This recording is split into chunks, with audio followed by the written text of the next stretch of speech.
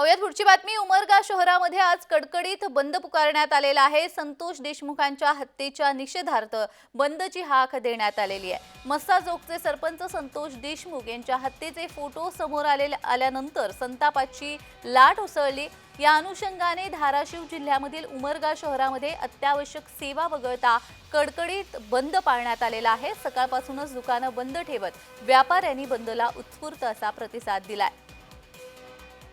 तर उमरग्यामध्ये आज कडकडीत बंद पुकारण्यात आलेला आहे। शहरामध्ये अत्यावश्यक सेवा वगळता कडकडीत बंद पुकारण्यात आलेला आहे। सकाळीपासूनच सगळ्या व्यापाऱ्यांनी आपली दुकानं बंद ठेवलेली आहेत आणि या बंदला सगळ्याच व्यापाऱ्यांकडून उत्स्फूर्त असा प्रतिसाद मिळालेला आहे। संतोष देशमुख यांचे जे फोटो आहेत, हत्येचा जो घटनाक्रम आहे त्याचे फोटो बाहेर आल्यानंतर समाज माध्यमांवरती फिरल्यानंतर संतापाची लाट उसळलेली पाहायला मिळते। ठिकठिकाणहून याचे पडसाद उमटताना पाहायला मिळतात।